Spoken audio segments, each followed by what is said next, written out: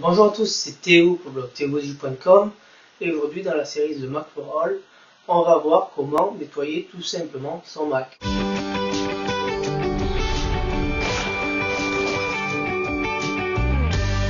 I live to be 100 and never see the 7 wonders, that'll be alright. Should my tender heart be broken, I will cry those teardrops knowing I will be just fine, 'cause nothing changes. Au contraire de Windows, un Mac, le système Mac OS X ne va pas éparpiller lorsque vous allez installer des programmes, des petits plugins, etc. Le système Mac OS X ne va pas éparpiller les données d'installation comme le fait Windows, puisque lorsque vous allez tout simplement installer ou supprimer un programme, une fois que vous l'avez supprimé, il est supprimé, vous n'avez plus de résidus comme Windows, puisque Windows l'éparpille un peu de partout dans son système d'exploitation. Donc, pour nettoyer le Mac, d'ailleurs c'est des procédures que je vous conseille de faire après une désinstallation ou une installation d'un logiciel.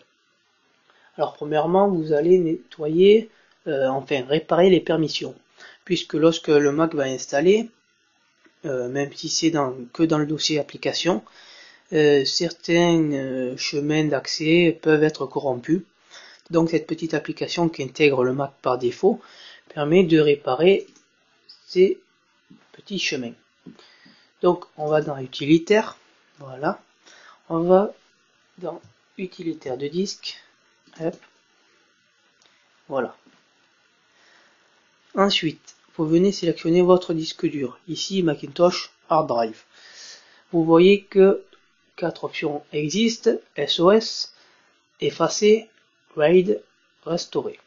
Donc vous cliquez sur SOS, voilà, et vous cliquez sur vérifier, réparer les permissions du disque, puisque vérifier vérifie juste si les chemins sont corrompus, et réparer répare et analyse les chemins qui doivent être réparés. Donc c'est pour ça que moi je fais toujours réparer les permissions, au moins il analyse en même temps et répare. Donc ça peut durer plus ou moins longtemps si votre disque dur est plein. Moi je sais que ça dure 5 minutes puisque le disque dur est presque à 100% plein. Donc ensuite, vous pouvez aussi, il existe un petit soft qui vous permet de nettoyer les fichiers temporaires, puisque Mac en crée quand même les fichiers, les historiques, etc. Donc ce petit soft se nomme Onyx, ce qui est primordial, que d'ailleurs tous les utilisateurs Mac connaissent. Donc je lance Onyx, voilà, il est gratuit, hein. Donc ensuite, plusieurs petits messages s'affichent. Je vous conseille de le faire ça la première fois que vous lancez Onyx, mais après ça ne sert à rien. Donc vous faites annuler, ok, vous pouvez rentrer un mot de passe, moi j'en ai pas mis, ok. Hop. Donc vous avez après plusieurs options: vérification, maintenance, nettoyage, utilitaire, automation, paramètres, informations, historique. Donc pour nettoyer votre Mac, vous allez dans nettoyage, voilà, et vous avez plusieurs options encore dans nettoyage. Donc vous avez internet, police, historique, divers. Donc pour nettoyer par exemple les fichiers temporaires, les caches du navigateur, vous sélectionnez ce que vous souhaitez, vous faites exécuter et le programme exécute ce que vous souhaitez. Ensuite, grâce à ce petit soft, on va pouvoir aussi faire comme sur Windows 7, faire défiler plusieurs fonds d'écran selon le temps qu'on a décidé. Donc pour faire ça, on va dans paramètres, voilà, alors il me lit mes paramètres. Hop. Ensuite, on va dans fond d'écran animé, ici, hop, voilà, et vous faites choisir un fond d'écran. Alors vous pouvez choisir bien sûr vos fonds d'écran, hein, mais là je vais pas le faire puisque moi je ne souhaite pas, puisque ça prend quand même de la mémoire vive, et ça j'en ai vraiment pas besoin.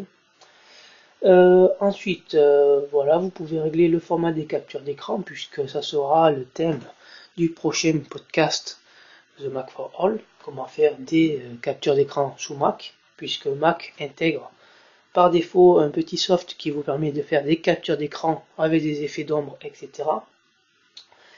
Et grâce à ce petit programme aussi, vous allez pouvoir régler le mode de démarrage.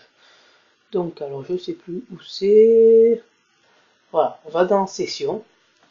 Et dans mode de démarrage, on a normal par défaut, sans échec, qui ne sert à rien, à part si votre Mac plante à chaque démarrage, mais bon, c'est très rare.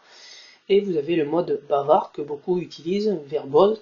En fait, ça va remplacer la pomme au démarrage, ce que je trouve ça un peu con, hein. Après, chacun fait ce qu'il veut. Le mode verbose va donc vous afficher tout ce que le Mac charge à la place de la pomme. C'est donc Théo pour le blog théobodiche.com. Si vous avez des questions, vous pouvez les poser comme d'habitude dans les formulaires de contact ou dans les commentaires. Sur ce, je vous laisse et je vous souhaite une bonne fin de matinée.